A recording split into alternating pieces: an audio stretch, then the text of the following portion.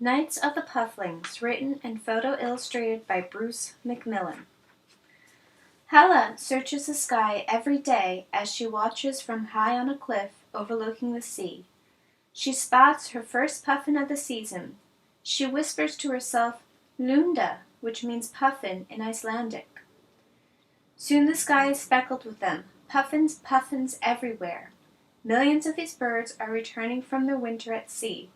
They're coming back to Halla's Island and the nearby uninhabited islands to lay eggs and raise puffin chicks. It's the only time they come ashore. While Halla and her friends are at school in the village, beneath the cliffs, the puffins continue to land. These clowns of the sea return to the same burrows year after year. Once back, they busy themselves getting their underground nests ready. Halla and all the children of Heiame can only wait and dream of the nights of the pufflings yet to come. On weekends, Halla and her friends climb over the cliffs to watch the birds. They see puffin pairs tap, tap, tap their beaks together. Each pair they see will soon tend an egg. Deep inside the cliffs, that egg will hatch a chick.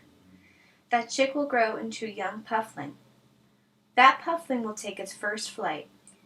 The nights of the pufflings will come. In the summer, while Halla splashes in the cold ocean water, the puffins also splash.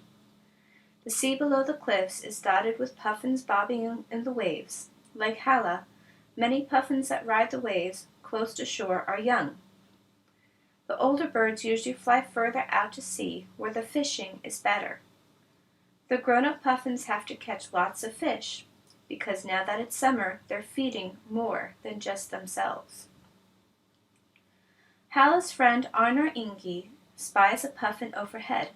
Fisk, he whispers as he gazes at the returning puffin's bill full of fish.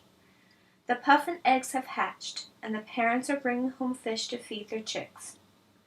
The nights of the pufflings are still long weeks away, but Arnar Ingi thinks about getting some cardboard boxes ready.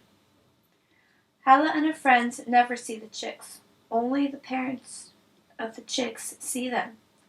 The baby puffins never come out. They stay safely hidden in the long dark tunnels of their burrows. But Halla and her friends hear them calling out for food. Peep, peep, peep. The growing chicks are hungry. Their parents have to feed them, sometimes 10 times a day.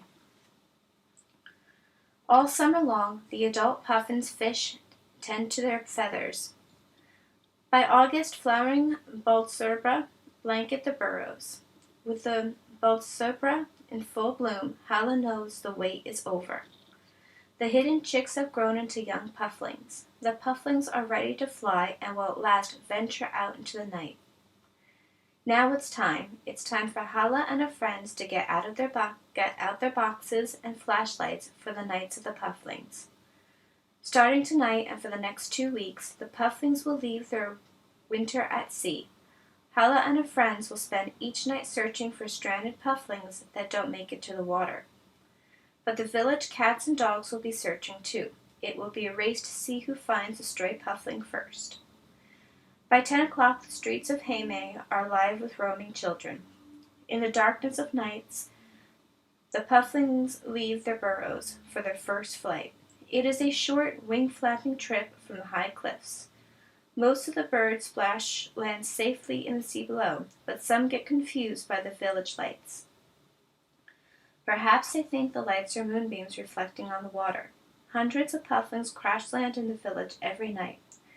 Unable to take off from flat ground, they run around and try to hide. Dangers wait.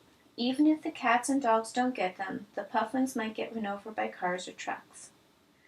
Halla and her friends race to the rescue. Armed with their flashlights, they wander through the village. They search dark places. Halla yells out puffling in Icelandic, Lumbi Pisja.